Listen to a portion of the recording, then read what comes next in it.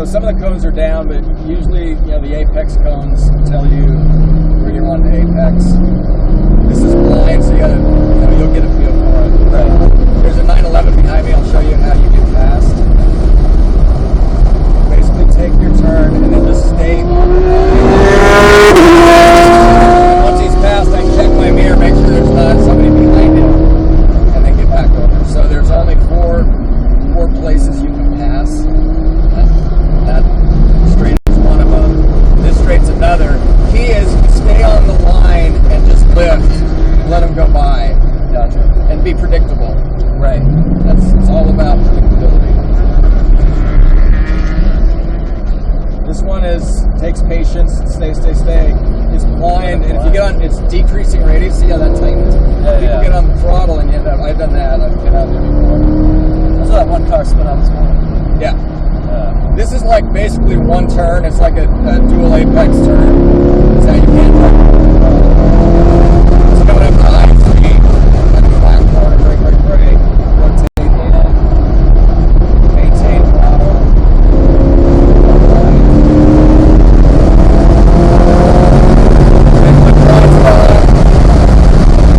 And this is rattlesnake. This is the lowest speed. Hard on the brake, come past it a little bit so that you can come up the hill and not run into that curve. So that's another kind of big patience.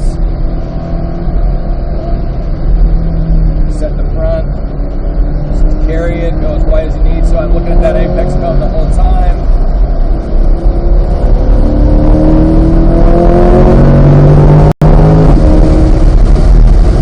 Just kind of set the front and then get back on the throttle and keep the weight in the back.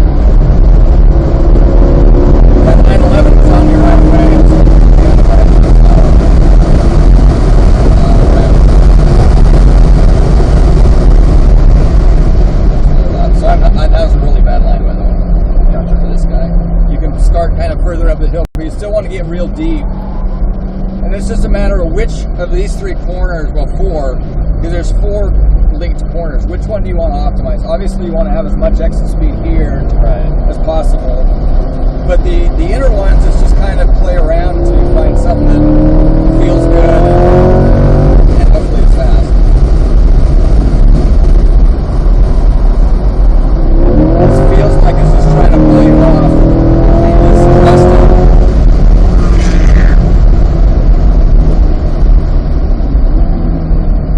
Got really good at this corner right here. That's where one of these corners is best. It's nice, just straight forward, 90 degrees. Right. A little bit this one too.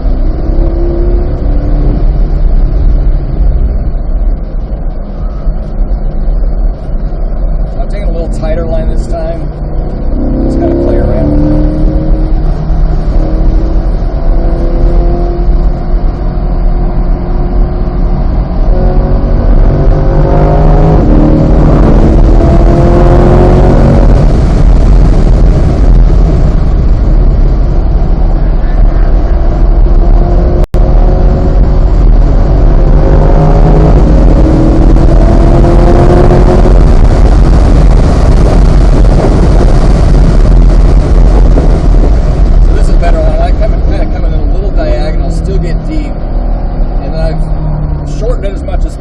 But I can still be aggressive on the exit of that guy. You can pick up a little speed right there down the hill, just set the front and then let it rotate around.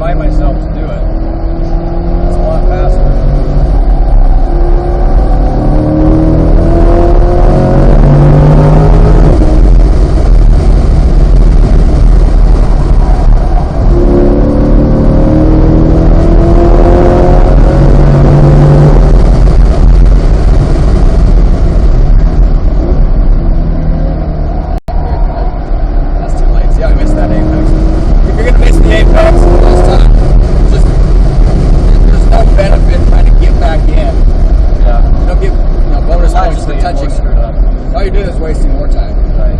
Yeah. Don't compound your error. Just not create a new apex.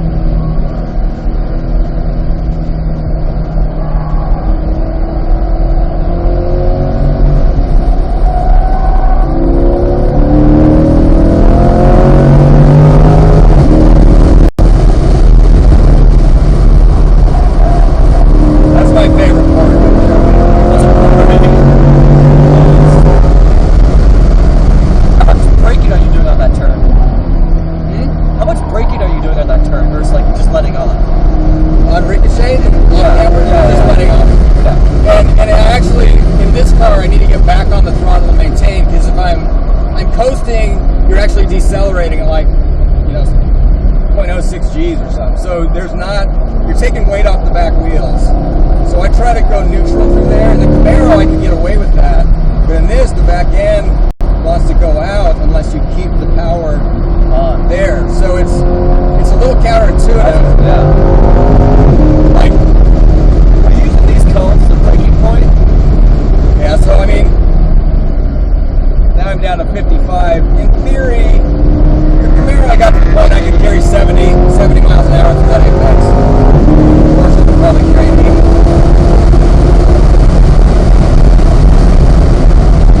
And this guy, I just don't like slow parts of the track because, all I'm doing right now is wearing out brakes and tires. Right. There's not very much like positive feedback. There's not a bunch of endorphins getting released to rattlesnake. It's just like stressing me out, like, oh my gosh. But I have a hard time backing off. I don't want to screw up my lap time. I still want a good lap time. Right. So it's hard for me to be like, just take it easy through that. But yeah, so I tap the brakes, set the nose to turn in, and then I get back on the throttle to keep those momentum.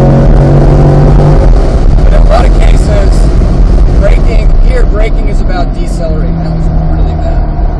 But sometimes it's like this one here. Yeah. It's not about.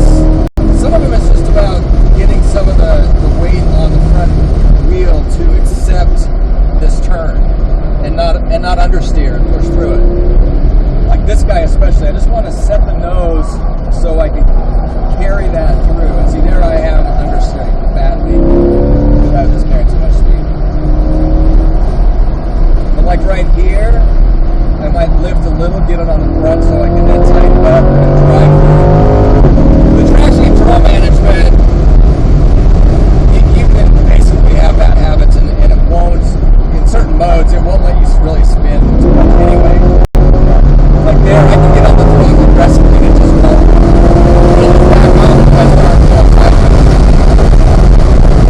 If I turn all the nannies off, it'll let me get in more trouble. Yeah. And here I can be a little bit faster. This is one I try to carry 40 miles an hour. That was a really bad line for that one. I like to be a little more aggressive up top. That's too tight. I don't like going this far out. It does set up for a faster exit, which is fun because Richochet's so fun.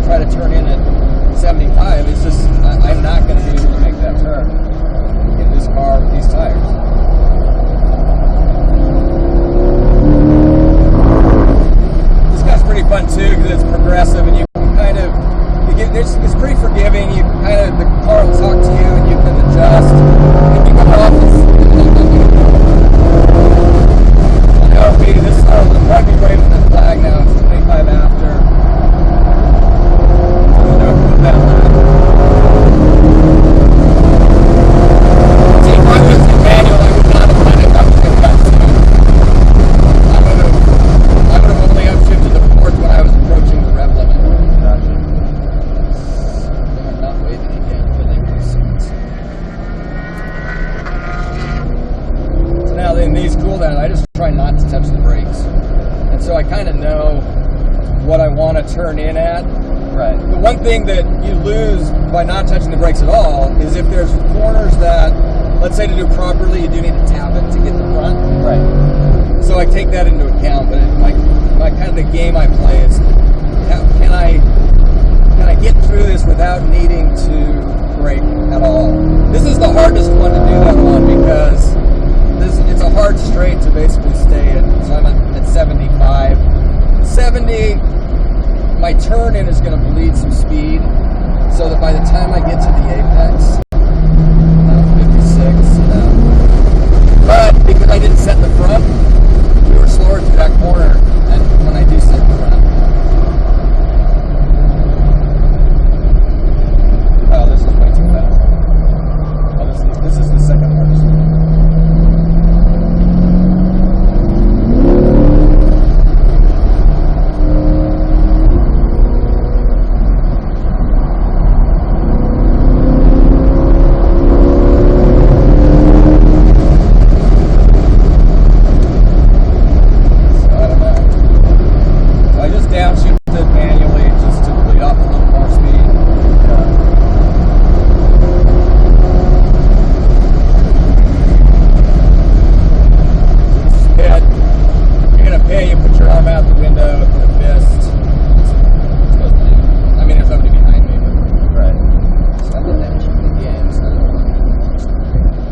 So even though it's an automatic, you can still override it with paddle shift. Once you do paddle shift, you can get it back to full automatic, or it'll leave it in manual. And if I forget and I just start like in street driving, I just accelerate, it'll hit the rev limit, and all of a sudden it's like, yeah. It's like, wait, why didn't you shift? It's like, well, because I told the car I want